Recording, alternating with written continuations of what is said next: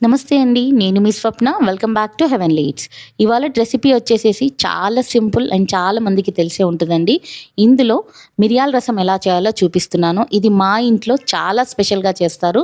మా అమ్మమ్మ గారు చిన్నప్పటి నుంచి చేసేదండి. ఆవిడ రెసిపీ నేను మీకు ఇవాళ షేర్ చేయబోతున్నానండి.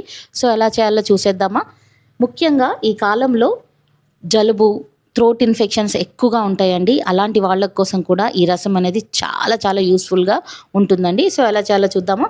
ముందుగా ఏదైనా ఒక మిక్సర్ జార్ తీసేసుకొని అందులోకి 8-10 వరకు వెల్లుల్లి రెబ్బలు, అలాగే ఒక టీ స్పూన్ అంత జీలకర్ర, ఒక టీ స్పూన్ అంత మిరియాలు, కరివేపాకు, ఫ్రెష్ కరివేపాకు వాడుకోవాలండి.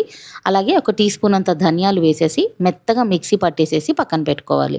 ఈ పౌడర్ మాత్రం మనం ఎప్పుడు రసం చేసినా అప్పటికప్పుడు చేసుకుంటే గనక ఆ రసం అనేది చాలా ఫ్లేవర్‌ఫుల్‌గా ఉంటుంది. ముఖ్యంగా ఘాటుగా కూడా ఉంటుందండి.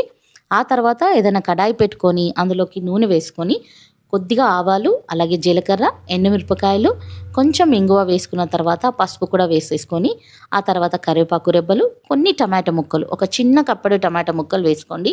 అలాగని టమాటా ముక్కలు ఎక్కువగా కూడా వేసేయొద్దు. వేసిన తర్వాత దాంట్లోకి కొద్దిగా కొత్తిమీర కూడా వేసేసి సరిపడా నీళ్లు పోసేసి ఉప్పు కూడా సరిపడా వేసేసుకున్న తర్వాత మూత పెట్టి మగ్గనివ్వండి. టమాటా ముక్కలంతా కూడా సాఫ్ట్ అయ్యేంత మటుకు ఉడికించుకోవాలి. అలా ఉడికేలోపు నేను ఇక్కడ చింతపండు గుజ్జుని తీసేసుకొని వాటర్‌లోకి వేసేసుకొని మెత్తగా పిసికేసేసుకొని పక్కన పెట్టుకున్నానండి. ఆ వాటర్‌ని ఇప్పుడు మనం ఈ టమాటో ముక్కల్లోకి యాడ్ చేసేసుకుందాం.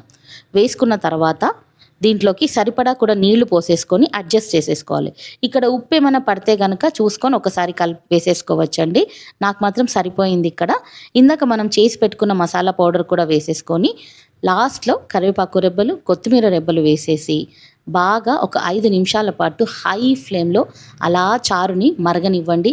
ఇల్లంతా గుమగుమలాడిపోతుంది ఆ వాసనతోటి. ట్రస్ట్ మీ అండి, మీరైతే ఉట్టిగానే తాగేస్తారు గ్లాస్‌లో వేసేసుకొని.